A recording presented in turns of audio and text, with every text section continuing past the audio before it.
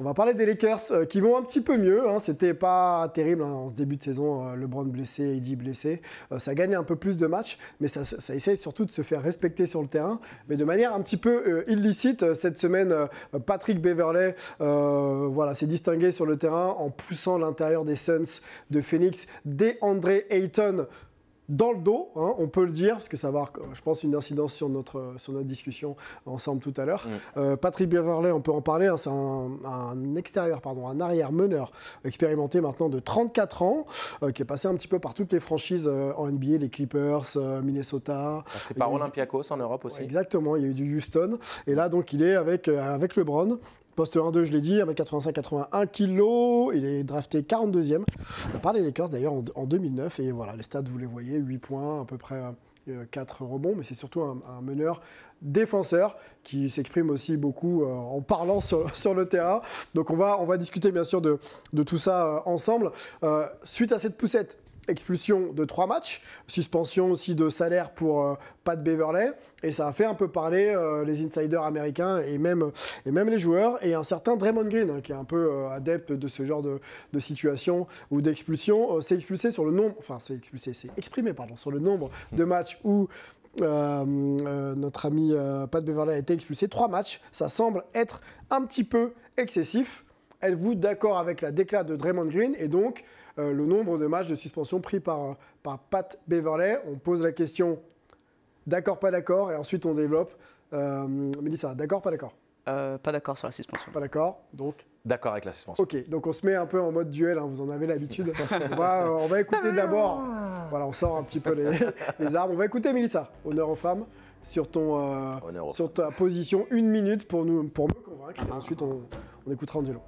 Donc pas d'accord simplement parce que je pense que ce old school basket manque un petit peu. Aujourd'hui pour moi le jeu est devenu un peu trop soft, on peut rien faire, on peut pas toucher les joueurs, on peut pas les pousser, on peut pas s'exprimer sur un contre, on peut pas s'exprimer, on peut plus regarder un joueur en face. Et pour moi ce côté-là manque un petit peu. Donc je suis pas d'accord pour prendre 3 matchs parce que je pense que le simple fait d'être suspendu et d'avoir une technique, enfin d'être sorti du match, c'était amplement suffisant.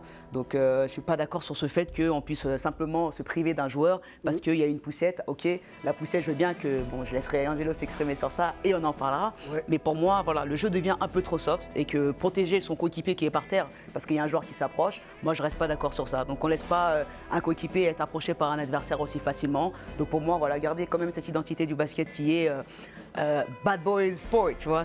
On est entre nous et une équipe c'est une équipe. T'approcheras pas mon coéquipier sans que tu puisses me sentir. Donc pas d'accord. Pas d'accord, Mélissa, on a bien compris sur le buzzer en plus, bravo, shoot au buzzer, ouais. Buzzer beater comme on dit, Mélissa qui gère bien sûr le tempo, c'est ça c'est meneuse de jeu, on connaît. Angelo, est-ce que tu es prêt à me convaincre? Ready. Go.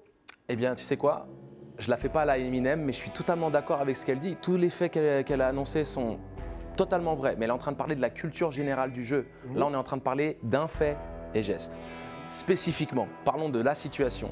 C'est dangereux d'arriver dans le dos, de bumper avec l'épaule dans les côtes flottantes d'un joueur qui ne s'y attend pas. Est-ce que c'est tout à fait condamnable d'essayer de se mettre au-dessus du joueur, de quelque part le moquer, de le provoquer dans la situation où en plus il avait pris un coup au visage? Donc pour moi, on ne condamne pas Ayton tel qu'on aurait dû le faire. Par contre, le geste de Beverley est un geste réprimandable qui doit être puni parce qu'on ne peut pas non plus donner l'autorisation aux joueurs de faire des gestes dangereux qui pourraient potentiellement mettre à mal la saison d'un joueur ou peut-être mettre ce joueur qui subit le coup hors des parquets.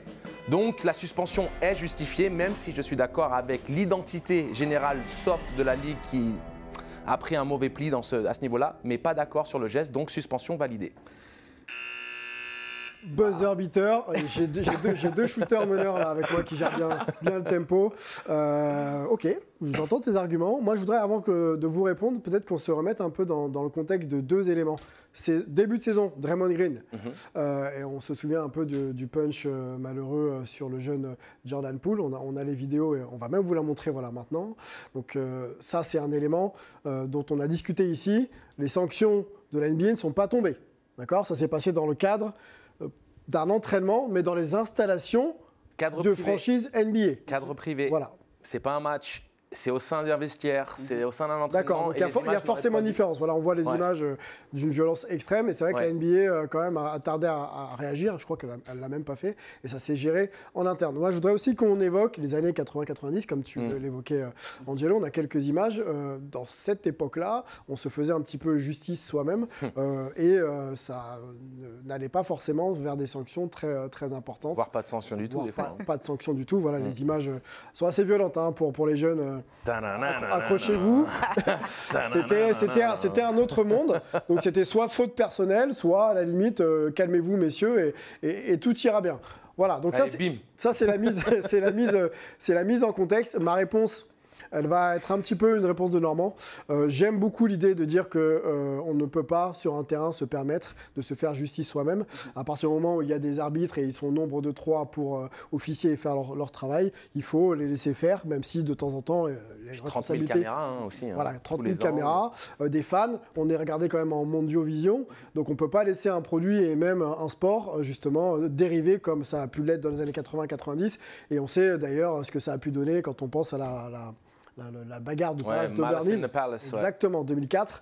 Donc la NBA est traumatisée par ça. Elle ne veut surtout pas accepter ce type d'image. J'aime beaucoup le fait qu'on puisse montrer les images parce qu'aujourd'hui, je pense qu'aujourd'hui, quand il y a plein de joueurs qui disent back in the days, on parle du old school, les jeunes n'ont pas aujourd'hui la réalité de ce que ça voulait dire. Et moi, je suis super contente qu'on puisse montrer les images pour montrer à quel point c'était vraiment, je veux dire, violent et que c'était difficile. D'où on mettra, parenthèse, Michael Jordan, the GOAT, parce qu'il a quand même dominé dans un environnement comme ça, où il a fallu prendre des coups, on ne parle pas des petits coups, vous venez de le voir et je suis super contente de ça, c'est que malgré ça, malgré 4 mecs qui t'attendaient dans la raquette pour te mettre juste un coup et t'achever, et quand j'ai t'achevé, c'est ta carrière qui pouvait être achevée, et ben il a réussi quand même à dominer, et pas une seule année, mais plusieurs années. Donc, une décennie. Revenons sur Pat Beverley, récidiviste, on a une image à vous montrer, il a été quand même éjecté 8 fois. Est-ce que quand on est un joueur récidiviste comme ça, on ne mérite pas d'être jugé un peu plus sévèrement que les autres ?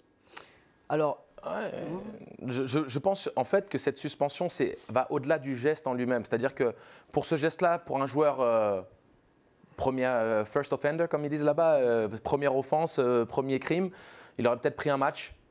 Il se fait éjecter du match, il prend son amende, peut-être un match de suspension selon la gravité du mouvement, et après, voilà, on passe à autre chose. Mais comme on dit, et c'est excellent de l'avoir mentionné, 8 éjections, quoi. 8 éjections. Et il sanction faut aussi... pour acte antisportif.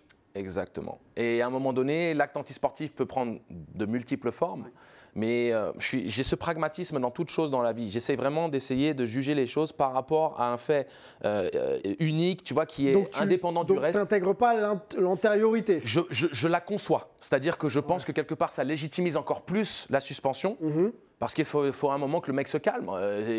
On doit essayer de trouver un moyen de polisser un comportement pour lui expliquer, écoute mon garçon, on va progressivement te donner des suspensions plus grandes. C'est pour ça qu'il y a, par exemple, si on regarde les amendes, Mark Cuban par exemple, qui avait été prévenu par rapport à son langage avec les arbitres. Il se prenait une première amende de 15 000 $. Pour lui, c'est 50 centimes. Il s'en prend une de 50 000, une de 125 000. Et ça continue à monter jusqu'à ce que... ça change qu'à un moment donné, quand les gens en auront marre, ils arrêteront. Et s'ils n'en ont pas marre, on ne pourra pas dire qu'ils n'ont pas eu suffisamment de chance pour adapter leur comportement. Donc ça veut dire que là, Beverley, s'il refait une offense comme ça ne va pas être 3 matchs, c'est peut-être 15, voire même une demi-saison, voire même... Donc la sévérité de la sanction doit avoir normalement une influence et un impact sur le changement du comportement. C'est ça. Normalement, c'est l'idée. Hein. Question à vous deux, vous êtes encore un peu sur le terrain. Vous étiez comment sur le terrain, vous ? Quand ce genre de situation s'est produite, ou j'imagine que Mélissa, oui. Dites-moi un peu, dis-moi comment tu pouvais réagir. La situation où j'ai mon coéquipier qui est par terre. Par terre, oui, ou... Moi, mon coéquipier est par terre, tu peux pas. J'accepterai pas qu'un autre, le joueur d'en face, puisse venir entre guillemets pour l'humilier. Je ne vais pas mettre de patates, je ne vais pas pousser non plus. Okay. Mais en tout cas, je serai bien devant pour te montrer que tu fais un geste, ça va mal se passer. Okay. C'est certain. Angelo. Non, moi, dis-nous tout, hein. Nous on veut la vérité là, hein, aujourd'hui là. Moi le problème c'est que j'ai les preuves sur Instagram. Moi j'ai littéralement giflé Kostas Vassiliadis sur le terrain et l'arbitre l'a vu et n'a rien dit. Wow. Ouais mais c'est la Grèce. Hein. En fait j'arrive, ma première année en Grèce, j'arrive et Kostas Vassiliadis, pour ceux qui connaissent le basket européen, c'est une légende, ancien international grec et pistolero comme on en fait peu en Europe. Il m'a vu arriver, première année en Grèce, il s'est dit c'est qui lui, je vais lui montrer qui est le boss. Donc il a commencé, en plus il est un peu plus grand que moi, donc il a commencé à me mettre des coups de torse, commencé à mal me parler, des trucs comme ça. Et donc moi, qui ne suis pas du genre à reculer, je lui ai dit 2-3 politesses dans l'oreille. À un moment donné, il m'a mis un coup. Je suis venu visage contre visage. Il m'a mis la main à la gorge, il m'a repoussé. La gifle, elle est partie direct. Elle a connecté. Les fans de l'AEC, qui en plus sont certains des plus fous en Grèce, ont vu ça. T'as pas eu un peu de mal à sortir de l'enceinte? Et bah justement, tu vois, comme quoi ce mec-là, c'est quand même un bonhomme à la fin, sachant le contexte grec et voyant que... On peut protéger la situation. Bah, c'est carrément lui qui est venu me voir et il s'avère qu'en plus on a le même agent et je le savais pas. Il m'a dit, et mon agent qui me dit mais comment t'as pu te prendre la tête avec Costas, il est génial. Et grand sportsman, tu vois, grand fair play, il a mis sa main sur ma tête. Tu as quelques faits d'armes quoi. J'ai quelques faits d'armes mais ils sont assez rares, c'est vraiment... On retrouvera les images d'ailleurs, hein. On les montrera la semaine prochaine. Angelo consultant aujourd'hui, mais ça n'a pas été que l'homme intelligent que vous voyez posé sur une chaise. Mais si tu veux, c'est vraiment le seul fait d'armes dans ma carrière où il y a eu un coup qui est parti. Ok. C'est le seul fait d'armes. C'est une situation quand même qui a été vraiment très spontanée. Bon, tu peux comprendre que les esprits peuvent s'échauffer. Mais par contre, c'était de face à face. Hein. On s'est regardé dans les yeux. Hein, quand c'est parti, hein. Ça va. Voilà, c'était pas j'arrive dans le dos d'un mec et bam, je lui mets un coup dans les côtes. L'homme est éduqué, il regarde au moins les gens dans les yeux. C'est-à-dire, si je pense quelque chose de toi, c'est comme le camouflet de l'époque, tu sais, avec le gant là.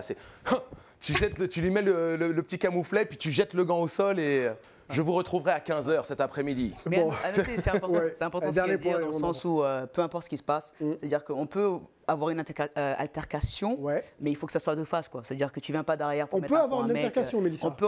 C'est-à-dire que quand on dit on peut en avoir, je dis pas qu'on se tape, mais on peut arriver face à face, tu vois. Je suis désolé, mais ce sport, je l'aime trop, et ça fait partie de cette culture de sport. C'est-à-dire que tu mets un panier où il y a quelqu'un qui tu dois pouvoir t'exprimer, quoi. Tu vas robotiser les hommes. Voilà, il faut pas robotiser, il faut pas. Moi, tu viens face à moi, ça va m'exciter, tu vois, parce que tu veux faire ça. Bah, je vais te montrer sur le terrain maintenant. C'est quoi la différence? Merci. On va conclure là-dessus. Voilà. Les réponses. C'est meilleur sur le terrain. Exactement. D'accord. La bagarre, tout ce qu'il y a autour, on essaie quand même d'éviter.